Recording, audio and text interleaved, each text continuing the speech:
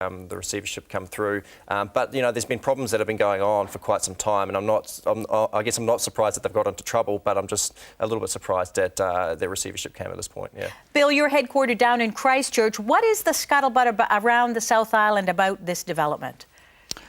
Oh, look, it's been a moving target, to be quite honest, and I think there'll be a great sense of relief now that there's been some resolution to it. And we probably all know farmers and people that had investments in there, and they can breathe a sigh of relief. So I think for the economy down there, it's definitely good news. Not good news for the taxpayers, though. We're going to have to stump up at least $600 million. Why should we have to pay, James?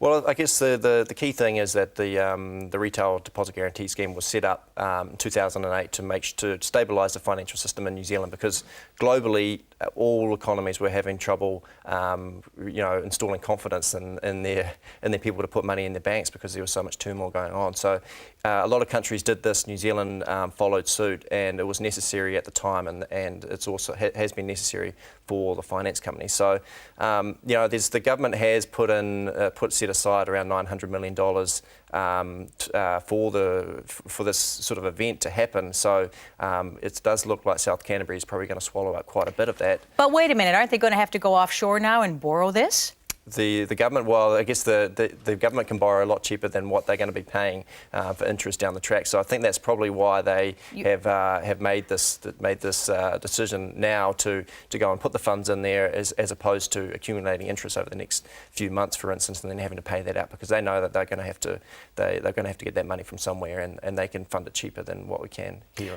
onshore. Let's talk about the effects on the rural economy. How bad is it going to be, James?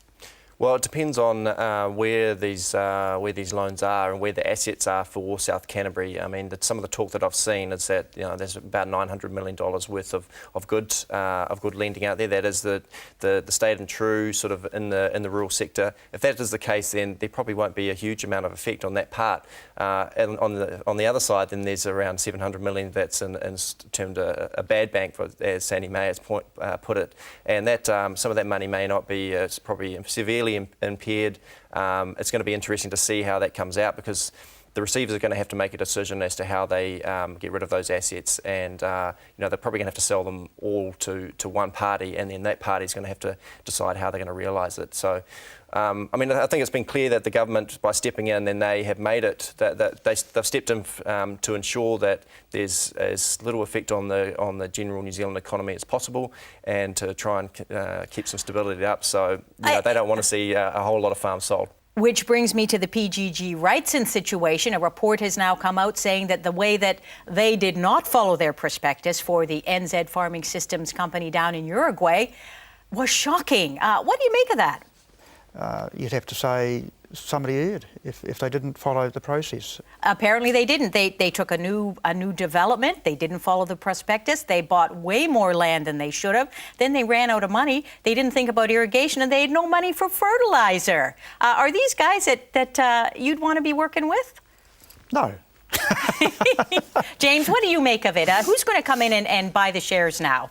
Well, someone that is going to have the money to really get it underway. I mean, it's quite clear that New Zealand Farming Systems Uruguay needs cash in order to really get the company going and to get profitable. As you say, they need irrigation, they need fertiliser, they need conversion of their land, they need milk sheds. So there's a lot of money, up to $60–70 million required. So whoever comes in to buy those shares is going to have deeper pockets once again, and really to realise the true value of the company, because right now it's not been realised. And it's interesting that PGG Wrightson has just been given a big whack of money, again, public money from the government, for the primary partnership growth project. I wonder if these are the guys that should be involved. Bill? Once again, it's bigger than PGG Wrightson's. You're looking at other parties as well. And to be honest, I haven't seen enough detail to make informed comment on it. I guess any initiative in the meat industry has got to be good. There was some good news for Fonterra. Apparently their export records are going up and up. How good is it for them? Well, I mean, production, I guess, in New Zealand has been probably reasonably flat, if not slightly higher in the past year. But, exports have been very strong, and I mean, I guess the issue is increasing production to meet that demand that is overseas. A lot of it coming from China, but now, of course, the Chinese government is putting the clamps. They've been growing too quickly. Is that likely to affect our dairy farmers here, Bill? Look, I think there's so many people to feed in the world coming through. I don't know whether that's going to be significant. I think the focus has to be, as always, on the lowest cost production systems, high quality products, and we will win. It's, you know, it's a future. I don't see a major difficulty. Yeah, and I think the Chinese, and they're growing at 12% earlier in the first quarter of this year. They're going to the government is trying to put the clamps on a little bit, but it's probably going to go to 9 or 10%. So when you consider what's happening in the UK with GDP growth of 1.2%, and they got pretty excited about that in the last quarter, and the US of 1.6% in the last quarter. So with China growing at 9 or 10%, then they're still going to be very, very strong, and their appetite for dairy and for meat and for agricultural food products is going to continue to be strong, and that's where we're going. Gentlemen, thank you. Up next, we ask our guests where to from here. But first, answer this. How much will global food production have to rise to feed 9.2 billion people by 2050? The answer right after the break. Stay with us.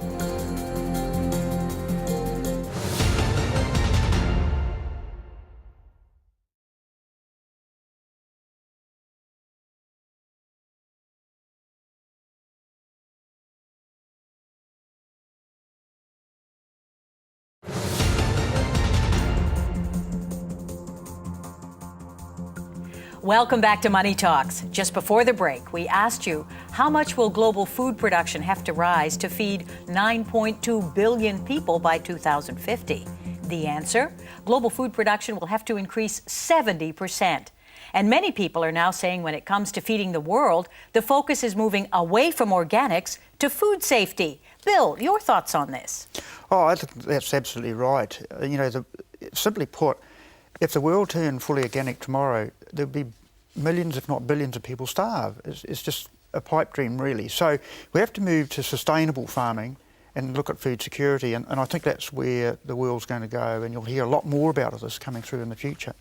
There was a landmark study I see that came out of the American Nutritional Council. They looked at 52,000 articles, and they've concluded that when it comes to nutrient value in food, organic food is really no better than anything else. Would you agree with that, Bill? Oh, absolutely. I think people need to be realistic about what they are buying. I've got nothing against organic food, but sometimes I see people spending money that they probably haven't got, and I don't know from a nutritional value that they're actually any better off. So let's be realistic about it and understand what you're buying. Organics are not all equal, and there's another big issue there, I think. Now, when it comes to food safety and our brand, if you like, our New Zealand brand, James, we've seen some real scares lately with Fonterra and milk products, some of them unfounded. What kind of effect is that likely to have going forward? I think it's going to be more and more of an issue. People, the markets that we should be concentrating on are the higher end markets, the people that want to have a grass-fed dairy products or meat products, the highest end of the market. Instead of, we talk about food production's got to increase by 70%, and it does, which is a good story for New Zealand. But we're not going to feed the world. We can only feed 60 or 70 million people, and there's a lot of people in the world, as we know. So I think these sorts of things we've got to have a very clear record in terms of safety of our product, in terms of cleanliness, and that's how we're going to really make the difference going forward and get the best value for our products. So I think it is going to be very important that we keep a clean record. I think going forward too, as well, when it comes to dairy farmers, apparently Fonterra says it will not always be taking as much milk from the farmers here, that those levels are dropping. I think now they get 80% of their milk from New Zealand suppliers, but in 10 years' time, they're picking it'll only be 50%. What's the fallout from something like that, do you think, Bill? Oh, it's not so much that production in New Zealand will fall, it's just that they're sourcing more and more product from offshore. And I think it's a very sensible strategy. If you're going to supply a market, you need to be able to supply it year-round. And we are a seasonal producing country, so it makes sense to be able to fill those gaps, and also take on bigger markets even beyond what we can supply from New Zealand. So it's about controlling the market. Yeah, and like it or not, it says to me that dairy farmers in this country, like it or lump it, Fonterra is going to have to continue to look outward, in a sense, much more than it looks inward. What do you think of that, James? Oh, well, it's got to be good for farmers here in New Zealand. I mean, they're shareholders in the co-op. There's only so much grass that we can grow on the land that we have in New Zealand. So the only way that, as Bill's pointed out, then we've got big contracts with big food companies. They want product year round, and the only way we can do that is to go into different markets to source that. But for farmers, then if we're doing that, if Fonterra's doing that, then that's going to have some benefit for them because those contracts are worth money, and farmers should reap the rewards down the track. And can I just add to that? It's very similar to what Ravensdown's done by going into Australia. We've what we call Australasianised our business by going into Australia. We think the risks here in New Zealand to us, if a drought went through the country or foot and mouth went through the country, could be totally devastating to a company like ours. So by going to Australia, we've taken away some of that risk. We've also now gone into other products like sugar and arable in a big way.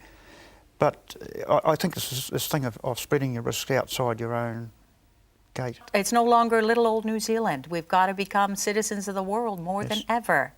Gentlemen, thanks so much.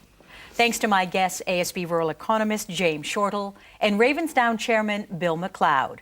We'd love to hear your feedback. Drop me a line. And remember to check out my weekly blog on the website. We'll give the last word to computer geeks in the United States. If you like innovative and environmentally responsible investments, look no further than Hewlett-Packard. The tech giant is looking into moving some of its data centers near to dairy farms so it can use energy from methane-rich cow manure. No word yet on whether they'll also get free milk, cheese, and butter for the office kitchens. Keep the faith. See you next time.